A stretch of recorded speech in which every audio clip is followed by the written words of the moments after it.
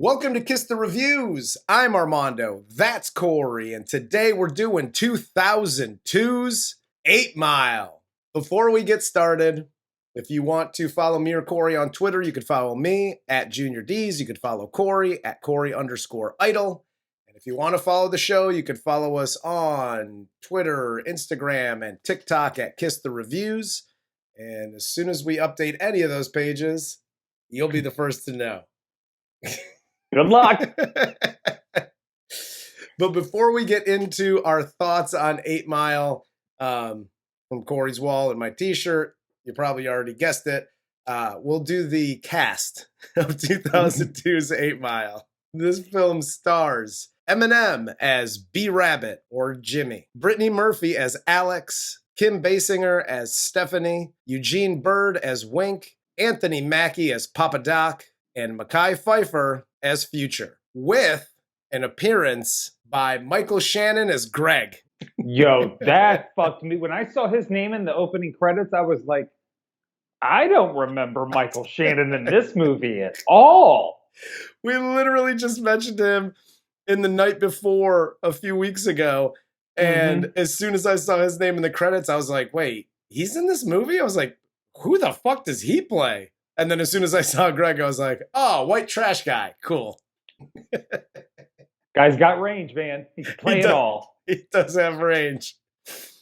Oh, my God. So it's normally this is where I go. It's been a while since I've seen this one. I saw this one in theaters, or I rented it at Blockbuster when it came out, or whatever the hell. Dude, it hasn't been very long since I've seen this. It's in my rotation. Like, if I got something important coming up, I watch 8 Mile. Fair enough. Fair enough. I actually, and surprisingly, because as Armando knows, I am probably the closest thing to a stan that would be in our circle of friends. That's fair. I fucking love Eminem's music. Yeah. I'm a writer, dude, so I like lyricists. It's just the way it is. But that being said, I have not seen this movie in a very long time. Like, since before Brittany Murphy died. Long time. Oh, wow. So this was really nice to go back and watch it. The only thing I have watched is, like, other kids' reaction channels when they first get to see, like, the 8 Mile battles, like, closing battle raps. Yeah. I've seen those a million times, but like the whole movie, it's been a minute. Okay, let me ask you this then, since it has been a while since you've seen it, and I've seen it, periodically here and there. Probably once a year I'll watch it, just randomly. I saw, and I don't know if you saw the Brittany Murphy documentary on like Netflix or whatever it was. Yeah. Ever since I've seen that documentary, which wasn't that long ago, and then I watched it now, this movie's so fucking sad. it puts a damper on the whole fucking thing. I said out loud probably 2 or 3 times, like, fuck her husband, fuck her psycho mom. Yep. Like, what a fucking waste. Yeah. Like, God damn it, man. She was a good actress. Yes, she was. She was dope as fuck in this movie. Yes, she was, and I felt bad thinking it. Oh, yeah. I didn't. But I could see why you would. We know normal people would feel bad. We know you do not feel bad. So, no. Don't feel bad about that either. At first I did. I was like, you know what? Like, maybe we shouldn't be looking at her and being like, fuck, she looks good. And my dick's like, no, bro. She looked good. Well, on that note, I think we'll get into the movie. So the movie opens up at a rap battle. B-Rabbit is in the bathroom. He's throwing up. After he throws up and he gets mom spaghetti on his shit, he decides, let me go out back and get some dumpster clothes. My Glad trash bag full of dumpster clothes. One quick question. I don't know. Maybe they don't allow, if you're one of the battle rappers, maybe they don't allow you to bring shit into the club. But why is the trash bag of clothes in there with them? I would imagine, yeah. Probably you are getting frisked, and I would imagine a garbage bag full of clothes would be a great place to conceal a weapon. So no, they're not letting him in. Fantastic point. So he finally gets up on stage. He freezes on stage. He goes home to find his mom banging her boyfriend, Greg, a dude who he went to high school with. What an opening scene for Michael Shannon, huh? I know, right? And action. First scene, go. Bang Kim Basinger. Yeah. Have Kim Basinger ride you aggressively while nude. Hell yes. Real quick, I forgot to mention too, when we were discussing the opening rap battle where he choked, the guy he goes up against is played by Proof, who was his best friend before he passed away. Yep. And you could tell, like, I think Proof was actually giving him a legitimate like battle off the cuff, because there's a look Eminem gives him where it's like, yo, what the fuck did you just say to me? Where I think he took a shot at him a time or two. And I think Em was like, yo, this motherfucker just hit me. Well, I did hear, because again, we don't do research. I did hear a rumor that there were, especially at the very end, when he's battling Mackie, Papa Doc at the very end, that he actually like wrote that specifically for, like, somebody had talked about Mackie going to like a private school and yada yada. So that was, he wrote that specifically for him. Yeah, I saw something, some interview Mackie did a long time ago where he mentioned the same thing. Like, he's like, he brought up some really personal shit about me. Like, I don't know how he knew it.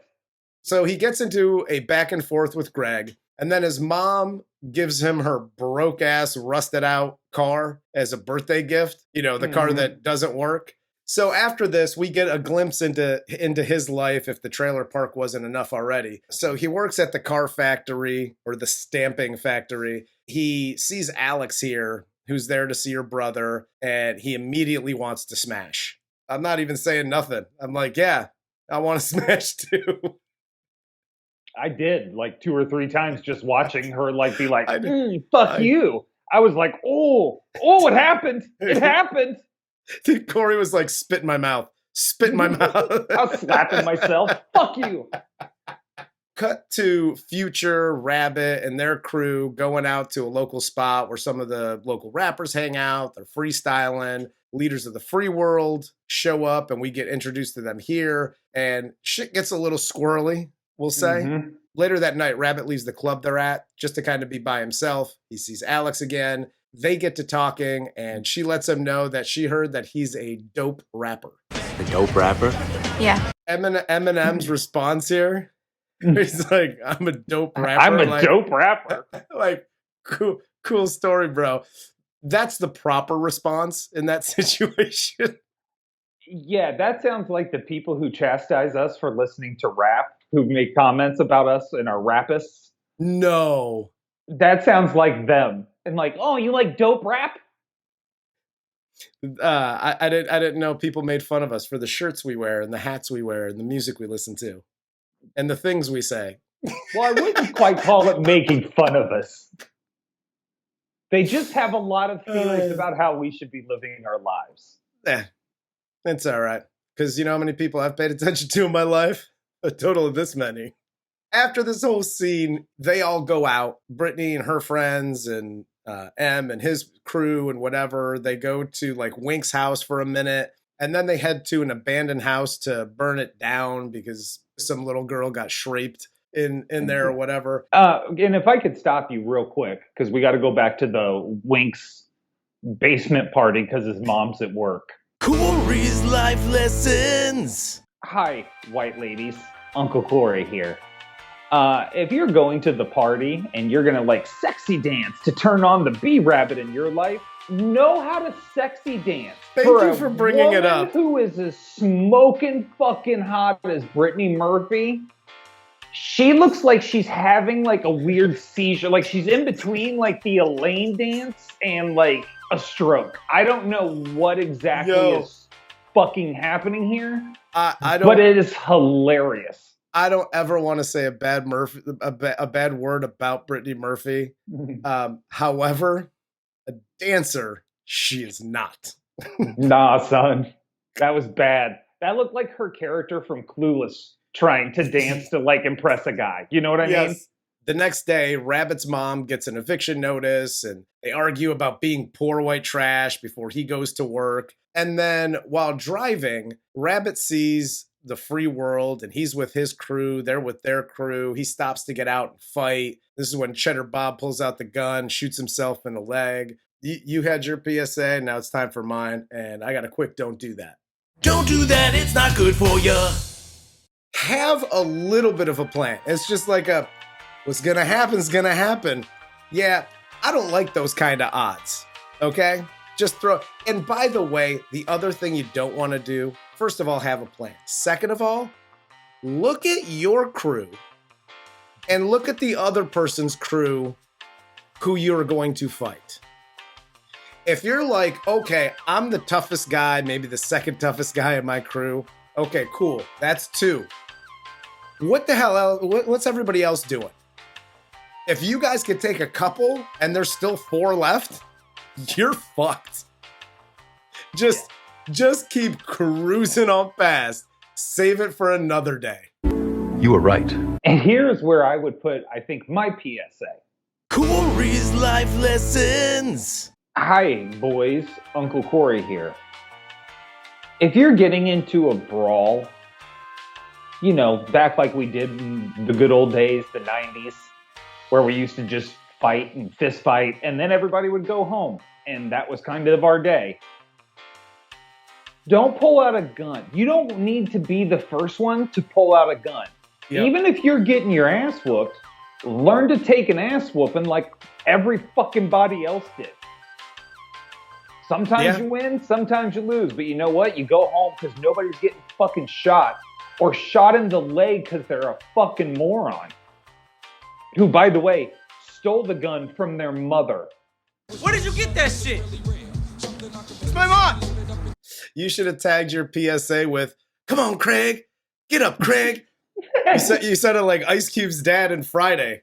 This was all the protection we needed. You win some, you lose some. You live to fight another day. I had really long legs that could run fast too. That's how I lived another day most often. They take Cheddar Bob to the hospital. Rabbit goes back to his mom's trailer where she complains that Greg won't go down on her. And there seems to be a theme here. Mm-hmm. Whenever there's a lot of like poor white trash in movies, I got a lot of PSAs. Don't do that, it's not good for you. Hi, parents. I'm self-admitted. I'm a little bit, shall we say, liberal around my kid. They're grown. You know, he's an adult now. You could say things around an adult child that you can't normally say. What I don't say is anything about my wife going to, gross.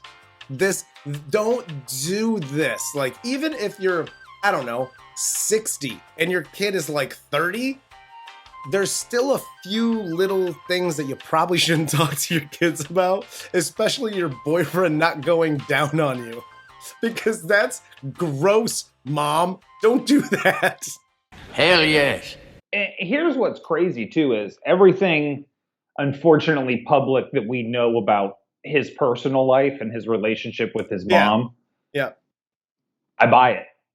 Oh, yeah, absolutely. I'm so, like, if I didn't know anything and this movie just came out and I'm watching Kim Basinger behave, I'm like, she's the most unrealistic character in this whole thing.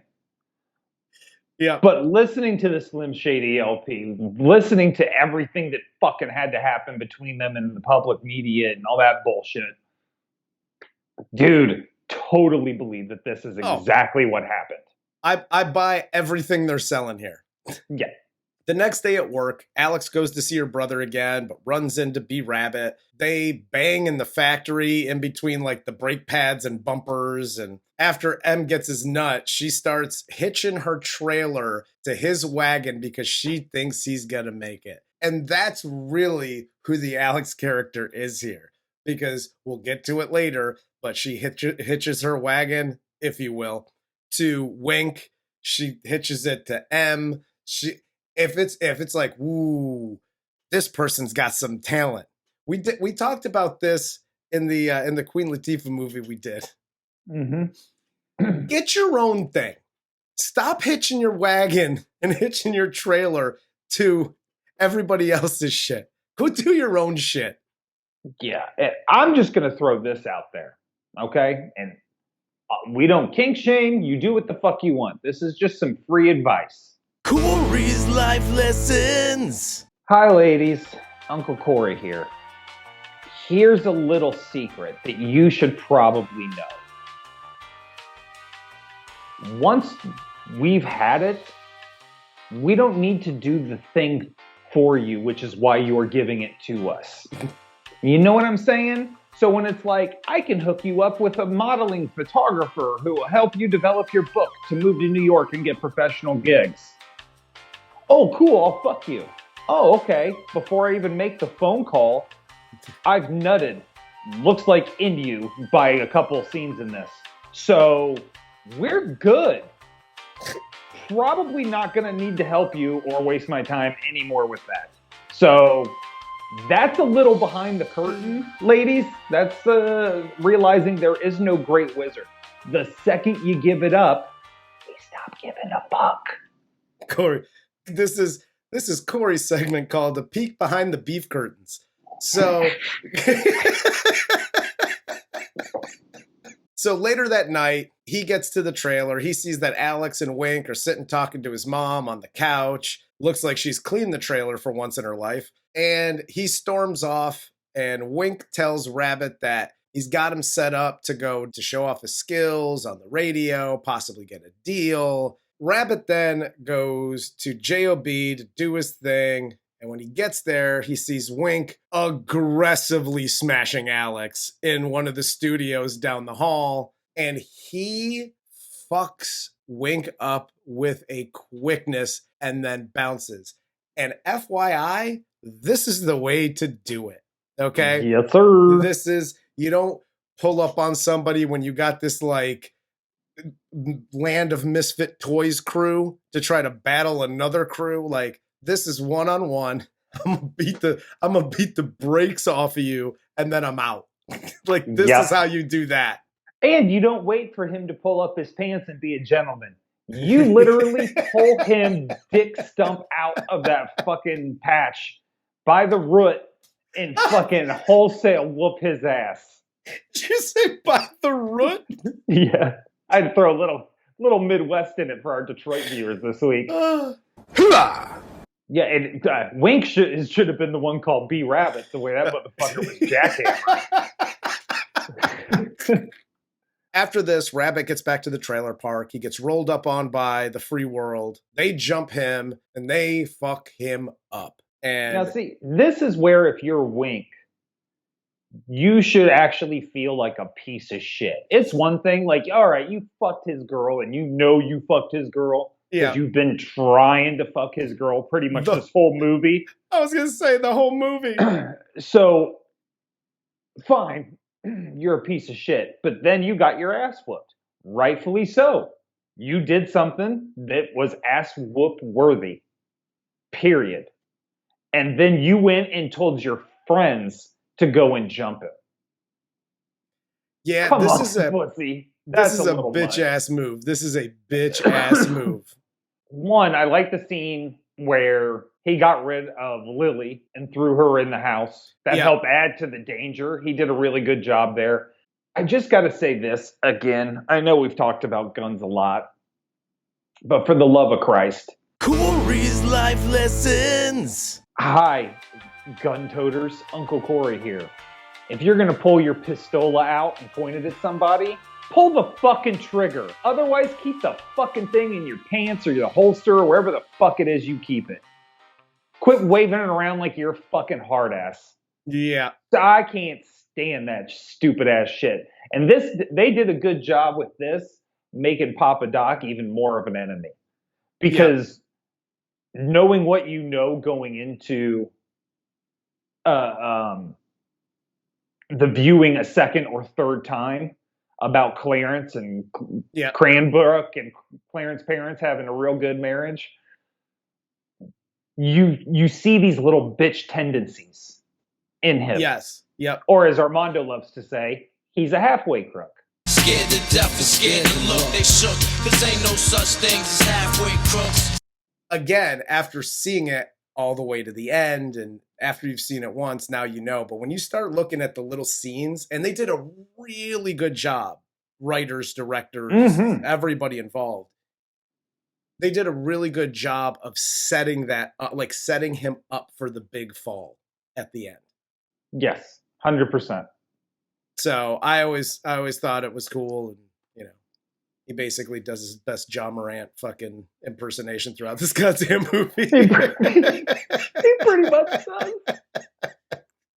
After he gets his ass kicked, his mom gets home with great news. She won $3,200 at bingo, and they can pay their rent, and she could buy groceries. And all I kept thinking was, who the fuck wins $3,200 at fucking bingo in like the early 90s? Not me, because I went on a 3-day bingo bender after I watched this movie. I didn't win shit. Corey was that bitch at the table with all the little trolls and fucking his little ink stamper. Oh, I was running out of the ink stamp like it was going fucking crazy, bro. I had so many pads. Corey, what are you doing? Going bingo? I need to pay fucking rent. I'm going bingo bankrupt is what the fuck I'm going now. Corey's bingoing on a budget. So Rabbit here decides he wants to go to the rap battle on Friday night, but his boss, who he's been asking for extra shifts from, asks him to work an extra shift, of course. Alex then shows up to the factory as well to tell him that she's leaving town, but lets him know that she's going to be at the shelter for the battle. And then Rabbit gets someone to cover his shift, and he goes to said battle. And this is also where we get another one of...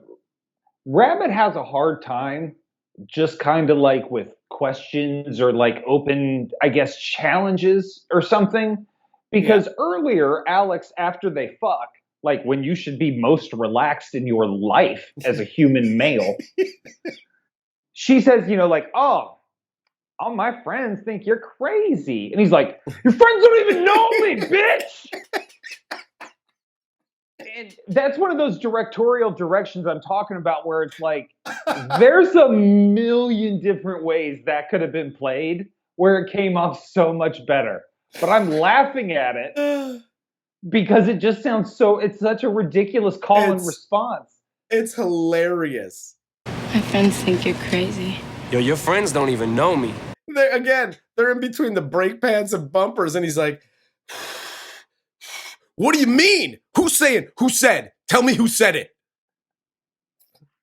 Fucking Todd and them. That's who said the shit. Like, calm the fuck down. Oh, tell me. Ooh, tell me. Why are you slapping Fucking yourself? Psycho. But and again, now we go to this one, or this scene, and Alex is like, oh, you know, it's okay if you're afraid of those guys. Like, I'm not afraid of those guys. But if you're afraid, you I'm know. afraid of them guys. Yeah, you proved all of them right with one sentence. And now you're like, I'm not afraid of those guys. I think you might be. I think you might be. He was like, was it Todd and them again? You tell Todd and them to shut the fuck up. Fuck that. I'm a battler. The lesson here, though, is so valuable where he figures out a way to do both. Because he can't just say, fuck you, work. He still needs, this one battle, while it'll feel good as a personal victory, this is not signing his ticket to a deal. Yeah. He's not got any album out. He's got nothing to fall back on. So he has to keep his job. Yep. But going to this battle is almost like him standing up to the bullies. You know what I mean? Like if this were Step Up 2, they'd be doing a dance routine and then he'd go back to work. Exactly. But instead they're doing a fucking battle rap. And I mean, that is such a good lesson, I think, for anybody out there that wants to be artistic or try something creative. Keep your fucking day job. If you care enough about it and you want it bad enough, you'll figure out a way to work around it. But take it from a guy with 32 cents in his checking account right now. Keep your day job. Thanks, YouTube monetization, for that 32 cents. And one more thing before we move on, because we obviously get to the rap battle here, and I'm sure we'll spend some time there. But the problem I had with Alex in this movie, she keeps going to his work. Okay? Another quick don't do that. Don't do that, it's not good for you. Hi, people that have boyfriends or girlfriends or husbands or wives or whatever the hell, friends that work at jobs that like they can't, and I know cell phones weren't a huge thing back then, but that like can't get to a phone or they're doing shit. Don't go to their work for any reason unless somebody just died. That's the only reason. Let's just call it, I wasn't a good kid. My mom worked in a factory when I was a kid, and the principal called there one time, and I got my ass beat up and down the stairs at my house that one time. They had to pull her off the line to go answer the goddamn phone in the office. And that never ends well. So just wait till they get off work, wait in the parking lot, go to their house. Don't go to their work. Just don't do that. Yeah, if I could up the ante here a little bit. Absolutely. After you fucked a pseudo friend of theirs in front of them, maybe weigh the decision making here and go, you know what? He doesn't need to know I'm leaving town or that I'm going to the shelter. He doesn't need to know any of this. Or any information at all. Nope, not a thing. You know why? Because you had somebody else's dick inside of you in front of him. That pretty much was the last conversation you were ever going to have. You said it all. Yep, absolutely. You said it all. We then get to the battle. Rabbit tears through everyone and gets to the finals where he faces off against Papa Doc, and he rips him apart, and Papa Doc doesn't even respond. The way he's systematic, I love the way this is shot. All these scenes at the shelter are shot so well. Like it's just if you've been to a place like that and you've experienced a show or a battle or whatever the hell, everything was pretty accurate. The lighting, it's kind of dingy. It's doesn't look awesome. It's just crowded as fuck. Yeah, it's just nuts to butts all the way through. And like it was a very realistic portrayal of that space. And even like the backstage area, like when they're showing Cheddar Bob and Eminem, and they're just back there just kind of chilling before they go on. Those and I've been in those little backstage areas, and they are shitholes. Like they're awful. Oh yeah. And the shots in that little backstage area, that's pretty much it. If you're like taller than 6'2", you probably don't even fit because the ceilings are dropped so goddamn low in there that you gotta like hunch your back. I never had that problem, but I'm just saying if you were that tall, you'd have to crouch over.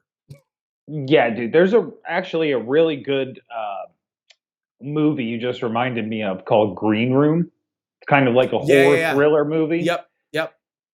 That kind of illustrates how disgusting green rooms actually are. Yeah. Because that fucking room by itself is a horror show, let alone what happens to everybody else. Yeah, absolutely. By the way, don't turn the lights off and turn on a black light. It's not for you. It's not for you. No. Yeah, dude. And again, going back to our lesson time, I think this is another one of those situations where we've said it before on the show. Know yourself and know who you, when you look in the mirror, as long as you're honest with yourself, people can't fucking hurt you. And him being able to throw all of that out confidently, like, yeah, this is who the fuck I am. What are you going to do? That's why the commenters don't hurt our feelings. We know we're pieces of shit. You don't have to tell us. We already know. Fuck yeah, that's why I troll you with rap albums in the background, because I don't give a fuck. Hell yes. So afterwards, Rabbit, he wins the rap battle and he leaves to walk and go back to work. Future gives him the opportunity to host battles with him at the shelter. And the movie ends as Rabbit's like, nah, I'll pass. Hard pass. I got to go to work and take my trash bag full of clothes with me. And he walks away to go back to work. I always liked this. And again, because I've been in the biz, man. Like I've been in bands and I've done different things. And there's always this is what I liked about the movie and the portrayal of Future here and Wink and guys like that. Cause there's always those guys. And there's the guy like Future who's just like, he's just a good dude and he does this thing. And it's like, hey, you want to come back and everybody in the neighborhood's going to know you and you could like write your own ticket. And it was like, where on 3rd Street? Like you have those people and then you have the Winks of the world. That's like, dude, pie in the sky. And they're just banking on one of these motherfuckers that they could ride their coattails. I loved how those two characters were written. Because if you've been in any music game, regardless of genre, those guys both exist. Oh, 100%. They're the idea guy to a writer. Yes. They're just trying to clam on to something to take them along with you, much like Alex was. Yeah, dude, I think the performance by Eminem is phenomenal. For somebody that's never done it. Yeah. There's a couple beats where you're just kind of like, okay. Kind of those couple lines I brought up. But mainly, again, I think that's more directorial. He did a really good job. The cast was really, really good. Of course, Proof was in it. Like Obi Trice was in it. Exhibit's in it. Yeah. There's a ton of people I'm not even mentioning.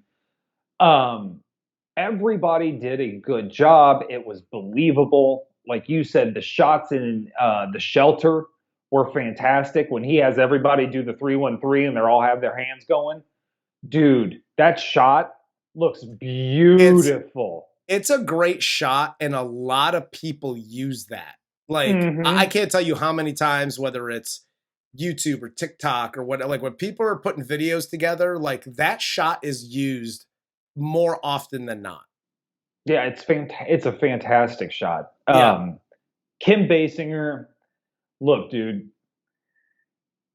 fantastic actress. She did her part in this movie fantastically. But if you want to have me believe somebody's Eminem's white trash mom, don't commit me with Kim Basinger. You could have put motor oil on her fucking head and she still would be more beautiful than most of the fucking people on this earth. So get the fuck out of my face with that shit. I've seen Trailer Parks and there's no Kim Basinger anywhere in them. No, man, I don't care how you dress that pig. It ain't coming out that way. And,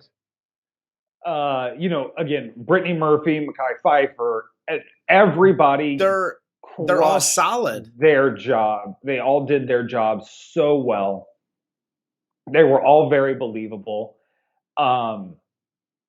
I don't necessarily think I would consider this almost like a musical. You know what I mean? Like the Blues Brothers is a musical. Yeah. You don't have to just contain it to like Hamilton and Rent. Yeah. But, like where there's constant singing to drive along with it. It really wasn't there. But the soundtrack to this movie in and of itself was almost a narrator. Yeah. It was so good. And the soundtrack by itself is just awesome. Yeah, I mean, just awesome. This is one of those soundtracks where you can tell it was put together specifically to follow the flow of the movie. So if you've seen the movie once, you can listen to the soundtrack and you know exactly what's happening in the movie almost shot for shot. Absolutely. But no, dude, all in all, like I know, and I'm glad we did this one. Shout out to the person who paid for this one to get bumped up the list. But we've done a string of shitty movies, so it was good to do one that I could literally sit down and go, I'm just along for the ride, and I know I like this one, and I don't have a bad word to say about it. Like, not one single word is, everything's great from beginning to end. It's paced well. Like, we've done some movies that are an hour and a half long that it should be 45 minutes long because it's paced so shitty. Like, everything in this movie just flies by. No, it does. It flows really well. They have a story to tell. They're going to tell it. And they do it perfectly. And I think this is probably my favorite part about this, is because we've seen a lot of bad movies set in the hood or ghetto adjacent. And a lot of them aren't fantastic because they're so full of cliches. You were right. But my point being is they avoided all those cliches, so it just felt more genuine. No, it did, and then they stuck to the core group of characters in the movie. You know what I mean? Like, so I don't know, dude. I got nothing. I got nothing but good things to say about this movie. I'm obviously an Eminem fan, as are you. I think he did a great job, and that's all I got, man. You got anything? I got. Nada. All right. Well, thanks for the good movie to review. So I'm sure we'll have more bad movies to make fun of here shortly. But for Corey, I'm Armando. This is Kiss the Reviews, and this was 2002's 8 Mile.